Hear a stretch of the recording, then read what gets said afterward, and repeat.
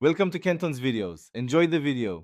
In this video, I will show you how to make delicious, authentic kulfi right in your own kitchen. First, let's gather our essential ingredients.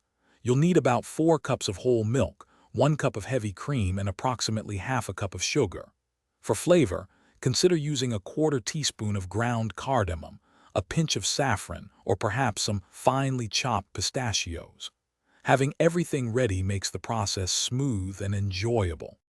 Now, let's create that wonderfully rich kulfi base. Pour your 4 cups of whole milk and 1 cup of heavy cream into a heavy-bottomed pot. Place it over medium heat and bring it to a gentle simmer. This is the most crucial step.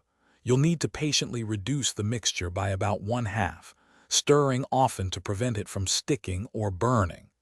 This slow reduction concentrates the flavors beautifully. With your base nicely reduced, it's time to infuse those delightful flavors and add sweetness.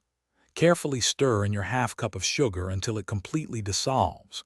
Now, incorporate your chosen flavorings, whether it's the quarter teaspoon of cardamom, a few strands of saffron, or 2 tablespoons of mango pulp.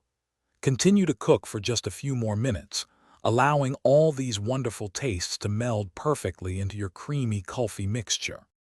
The final step is freezing your kulfi to perfection. Carefully pour the cooled mixture into your kulfi molds, leaving about 1/4 inch of space at the top. Place the filled molds in the freezer for a minimum of 6 to 8 hours, or ideally, overnight, to ensure they are completely solid. When you're ready to enjoy, briefly dip the molds in warm water for a few seconds, then gently unmold your homemade delicious kulfi. Thanks for watching. Consider subscribing if we helped you.